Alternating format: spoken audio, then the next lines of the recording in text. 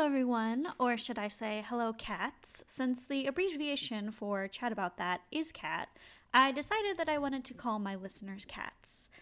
But I'm kind of realizing that I sound like Carol Baskin, but that is a completely different story.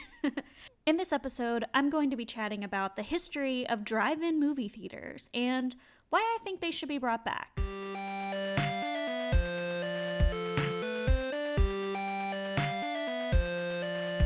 Before I start chatting about that, I want to give a few updates on what I discussed in the last episode regarding George Floyd, Breonna Taylor, and J.K. Rowling. So first starting with George Floyd, as of July 5th, and just for context, I'm recording this episode the week of July 6, 2020. So everything that I'm talking about right now is relevant to the week of July 6. And again, I will be including all of these articles and sources in my episode description. So as of July 5th, one of the former police officers who was charged with the death of George Floyd was released from jail on July 4th after posting a $750,000 bond.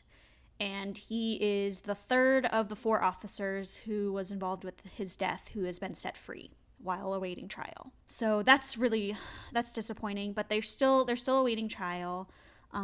The only officer who still remains behind bars is the one who actually killed George Floyd, was the one who was kneeling on his neck. And he is currently set on a $1 million bond. So again, they're still waiting trial. Two of the cops are set to appear in court on September 11th, and the trial is set for March 2021. Only one of those cops is still behind bars. The rest of them have gotten out on bail, which is very disappointing. And in regards to the death of Breonna Taylor, I apologize for not including this information in my last episode, as this information was available at the time that I recorded that episode. I do apologize for not putting this information in there. But on June 1st, again, which was before I recorded the last episode, the FBI announced that they were going to be investigating the murder of Breonna Taylor. On June 11th, Louisiana voted to ban no-knock warrants, which is the warrant that was used the morning of Breonna Taylor's death. And on June 19th, one of the officers who murdered Breonna Taylor was fired from the force. Again, I do apologize for not including this information in the last episode, as it was available and I just didn't include it in the last episode. And I will be including a link to where I'm getting this information. It is available on a petition page on colorofchange.org, and it is #JusticeForBree. So that website will be linked in the episode description. Another thing I wanted to quickly mention before I get into chatting about drive-in theaters, J.K. Rowling, recently, I believe it was July 4th or July 5th, she tweeted a bunch of more ignorant and offensive comments that I just don't want to get into in this episode. I might include more information about it in next episode, as an update, but I don't even want to get into it. I just don't even want to get into it right now. I had enough of talking about her in the last episode, and I'm not gonna talk about it, but I can do more updating in the next episode, because she's probably gonna say more stuff between this episode and the next. So, yeah, not gonna be talking about that. But I will continue to update you cats on George Floyd and Breonna Taylor's cases in each episode and give you more updates on, especially on the cops that were involved in Breonna Taylor's death, and keep you updated if that other cop is able to pay his $1 million bail, which I think is a little low. I think $1 million bail for murdering somebody is a little low, but I don't make those rules.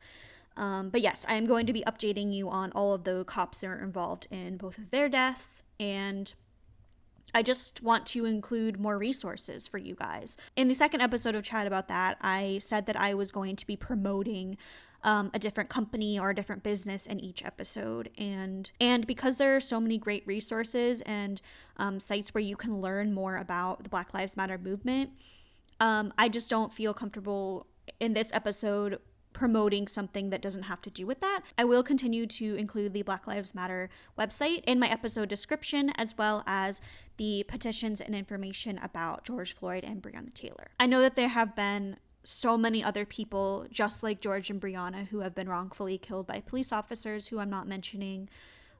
So I'm going to try to do better and educate myself before I record the next episode, and I will include some information and links on ways to help those families in the next episode. So that's everything that I wanted to update you guys about. So let's get into the main topic for today. I wanted to chat about drive-in theaters because I've been hearing about a few local theaters in my area that have been providing drive-in experiences during COVID-19. And my sister and I were actually discussing how much we enjoyed going to the drive-in theater when we were young. We actually went in the 2000s. I'm not entirely sure what year it was, but we went to a drive-in theater with our uncle in Erie, PA when we were young. And he took us to this drive-in theater. It was one of the last drive-in theaters in the area, and it was really fun. Although I did fall asleep. I think we saw The Kid with Bruce Willis, but I definitely fell asleep, yeah, because I don't remember that movie. I don't remember anything about that movie. But it was still fun sitting in the car and watching the movie, and I'm really glad that I did get to have that experience, even though I did fall asleep. Other than that, I've never been to a drive-in theater, so I'm really excited to see that they're coming back. Before I learned about these local experiences that are going on, my sister and I were talking about how we think local theaters should really start cashing in on drive-in theaters right now because of COVID. People are so desperate for any sense of normalcy, and movies are just one thing that I know I really miss, and I know a lot of other people really miss. It's such an easy thing for theaters to kind of cash in on, and I'm glad to see that they're coming back. And before I go into more detail about why I think they should be brought back and my ideas for how, I would set up a drive-in theater if I was one of these companies, I want to discuss the history of drive-ins because I think it's pretty interesting, and my sister was telling me a little bit about it, but I did some more research and it's actually pretty cool.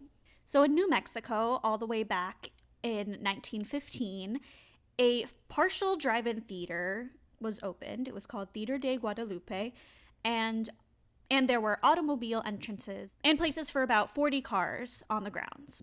And the first movie shown was called Bags of Gold, which I've never heard of. And shortly after its debut, the theater was renamed to Deluxe Theater, before unfortunately closing a year later in 1916. Then, a couple years later, in 1921, a drive-in was opened in Texas by a man named Claude V. Caver. And I'm just gonna call him Claude.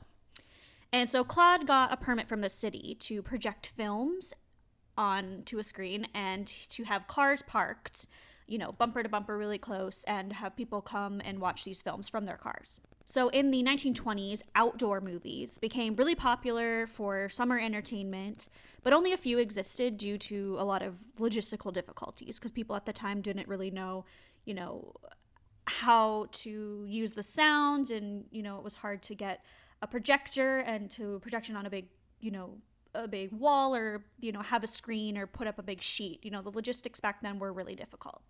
It wasn't until 1932 when a man named Richard M. Hollingshead Jr., that's a really long name, so we're just going to call him Rick. So in 1932, Rick patented the drive-in theater in Camden, New Jersey.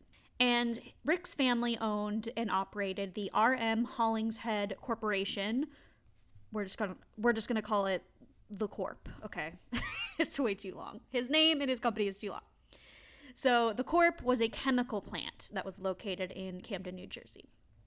And so Rick conducted outdoor theater tests in his driveway by nailing a screen to trees in his backyard. And he set up a Kodak projector on the hood of his car, and then he put a radio behind the screen. And he conducted a bunch of tests to see how people would be able to watch the film and hear the movie when they were in their cars. And Rick applied for a patent for this invention, and he was given the patent a year later in 1933. And his drive-in opened that year, and it offered 400 slots for cars. So 400 cars were able to go and watch the movies, and he projected the films on a 40 by 50 foot screen. And the slogan for the drive-in was, this is kind of cute, it says, "The whole family is welcome, regardless of how noisy the children are." I kind of like that. It's very old schooly, but I feel like that slogan could probably work today as well. And the first film shown was Wives Beware, which I've also never heard of. I should probably look into these movies. I'll look into them and I will give you guys an update on the next podcast. So, unfortunately, Rick didn't make much of a profit off of this drive-in theater, and he ended up selling the theater after only 3 years of being open. And he sold it to another New Jersey theater owner who actually ended up moving the infrastructure somewhere else. But the concept, however, caught on nationwide. And between 1933 and 1939, a bunch of new drive-in theaters opened up all throughout the US. So while Rick's company and his own theater wasn't entirely successful, the idea was so great. And since he did patent this, I again didn't look this up. I did research, just not too much on Rick himself. But I'm assuming since he patented this idea, he probably made some money off of that. I don't know how patents work. He wasn't entirely successful, but this idea was. And it caught on, and drive-ins became really, really popular all the way through the 1960s, when they kind of started to fall off and people weren't super interested in them anymore. And they really declined in popularity because of changes and improvements that were made to home entertainment. Like the color TV and cable, VCRs, video rental, all that kind of stuff. So people were less likely to go out and watch movies at drive-in theaters when they could just watch it at home on their color TV. Because color TV, I could do a whole podcast episode about the history of TV, because in the 60s, that was such an awesome thing, that you could have a television in your house. It was really exciting. So they kind of died down in the 60s. They were still around in the 70s and the 80s, but again, they weren't as popular as they were between the 30s and the 50s. And then in the late 90s through 2000s, drive-ins came back again for a little bit in popularity. Again, that's when I saw it. But after like the early 2000s, they really died down. I know that there are, not due to COVID, but I know that there are still some drive-in theaters around in the US, but again, they're not entirely popular. Movie theaters are what's popular. That's where people go to watch films, or they'll watch them at home. Again, another entire or different podcast episode could be done about the history of television and films and movie theaters as well. But this brings us back to today, into 2020, and my ideas and thoughts about how drive-ins can make a huge impact and a huge comeback. They already have, like I said, there's a couple of local theaters near me who are offering drive-in experiences. They're just going to do them through the summer, and they're allowing people to come to nearby locations to watch these films, which is really cool. The ones that I've seen, they've been playing, older movies and then some children's movies as well. So nothing new. So you're not going to be able to see like the new Wonder Woman film or Black Widow or anything like that. Not yet. I haven't heard anything yet, but that would be so cool. Like, can you imagine watching the new Wonder Woman movie like on a huge outdoor theater? Like, that's so cool. Like, if that happens and that's going to be available near me, I'm definitely going to go see Wonder Woman like on a big screen like that, because I really do want to see the new film when it's in the theater. Because another tangent, another rant I could go on is I love seeing my fandom movies in the theater. So Wonder Woman and Black Widow, I definitely have to see those in a theater. So if I would be able to see them in a drive-in setting, I would absolutely love that, because I'm not gonna go into a theater right now during COVID. Like, I'm not gonna wear a mask for 3 hours inside and sit like far apart from I'm not gonna go to a theater. But if I could see it on a drive-in theater, that would be awesome. So I was doing some research, and Walmart is actually opening up 160 drive-ins that will be available in their parking lots. So they're doing that in the US. So Walmart is going to be setting up these theaters in their own parking lots, which is really, really cool. And that was my thought exactly when I was talking with my sister. So Walmart is partnering with Tribeca Enterprises, which I've never heard of, but apparently it is backed by Robert De Niro. It's a media company, so I guess it's pretty cool. And they're partnering with them to host these drive-in theaters at 160 locations in the U.S., and it's going to be running from August through October. And they're going to have more than 300 showings of films, which is super cool. Really excited about that.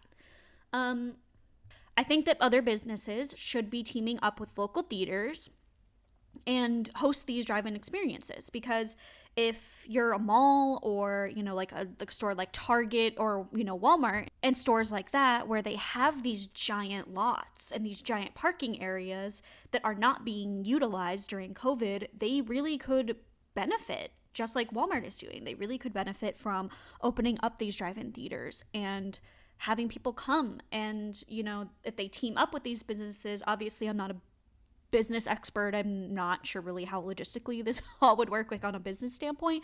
Like Walmart is having people come to their property. I'm assuming that if they were teaming up with a theater like AMC, for example, Walmart could make a profit off of it as well as AMC because they're using their space. Again, not a business person, don't have a business degree, not sure how logistically that would work on a business standpoint, but I'm sure that some arrangement could be going on.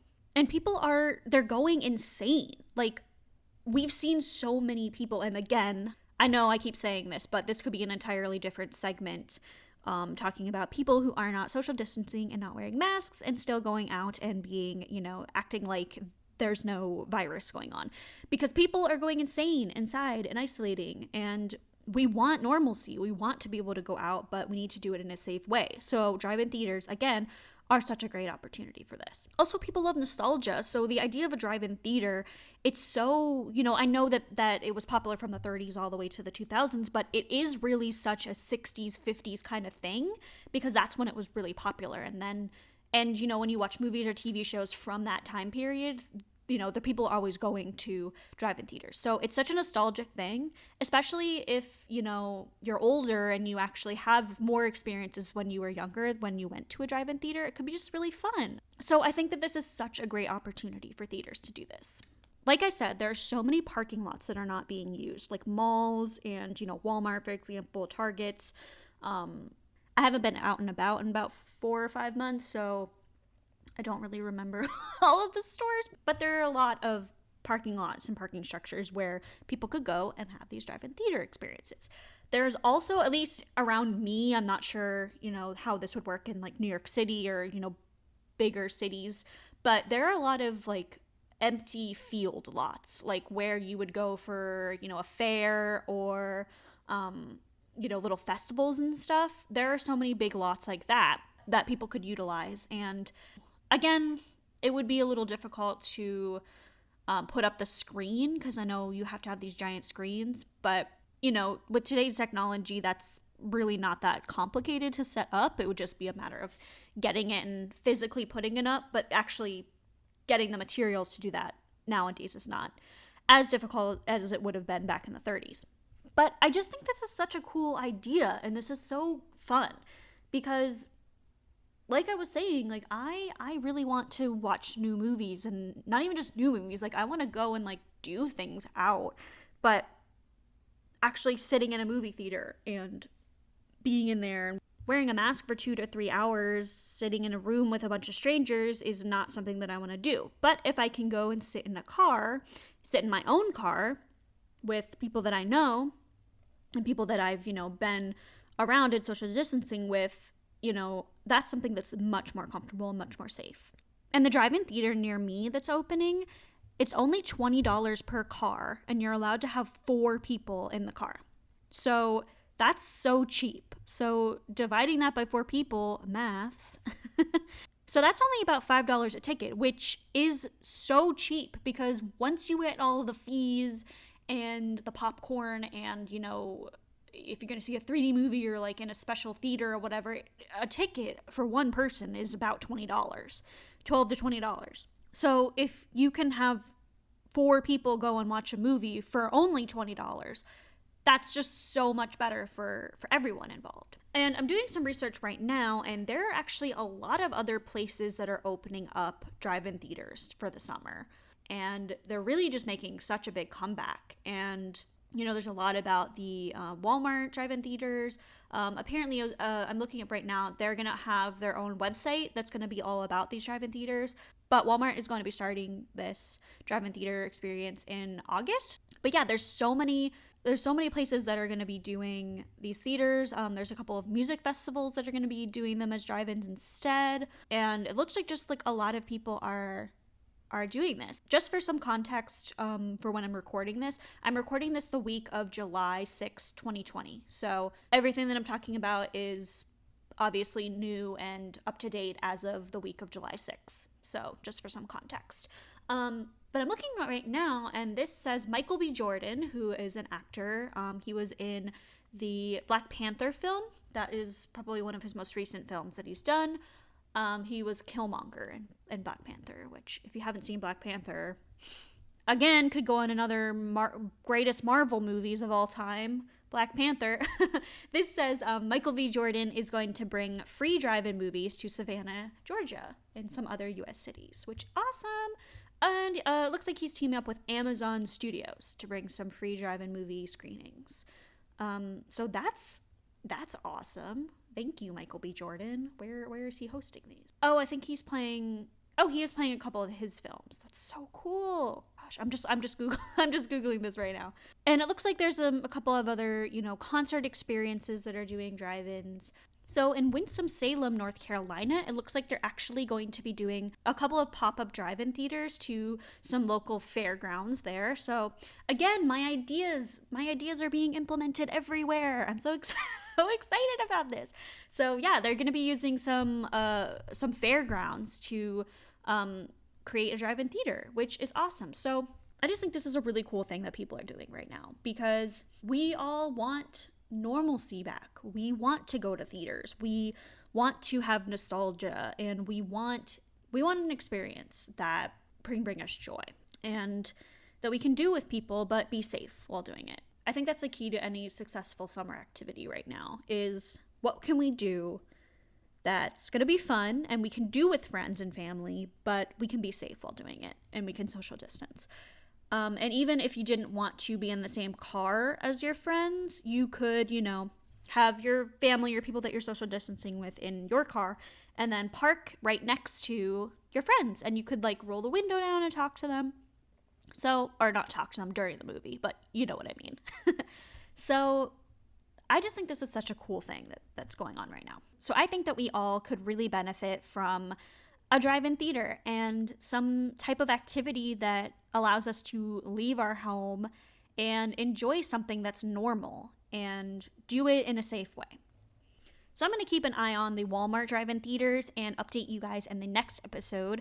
So that's it for this episode. I hope that you enjoyed learning more about the history of drive-in theaters, and hope that you are inspired to go out and enjoy one of these theater experiences. I know that I am definitely going to try to go to one of the Walmart theater experiences and see what other local drive-ins are going on, because it's definitely something that interests me, and hopefully more big name theater companies will get in on this and we can see Wonder Woman or Black Widow or any other movies that's coming out this year on a big screen, because I think that will be really fun. I am going to include links in the episode description to Black Lives Matter, all of the articles that I mentioned on the drive-in theaters, the Justice for Bree page on the Color of Change website, and the Justice for George Floyd page as well. Like I mentioned in the beginning of this episode, I will continue to update you on the cops involved in the murders of George Floyd and Breonna Taylor. And I know that the cops that killed George Floyd will not be on trial until March of 2021, but I do want to continue to update you on the state of what's going on with them. Again, like I mentioned in the beginning of this episode, I do want to educate myself on other cases similar to George Floyd and Breonna Taylor and keep you updated on what's going on with the Black Lives Matter movement. And I will continue to educate myself and do what I can to help bring justice and bring change to our country. I hope you enjoyed today's episode. Thank you so much to everyone who has been listening to my podcast so far. Next episode is the 5th episode, which I know it's a little early to celebrate, but I'm very excited that I'm already at 5 episodes. I'm not sure what I'm going to talk about yet, but I am very excited for the 5th episode. So again, thank you so much to everybody who's been listening and showing their support and offering me feedback. I really appreciate it. So, like always, stay safe, stay classy, and I will chat again with you soon. Goodbye.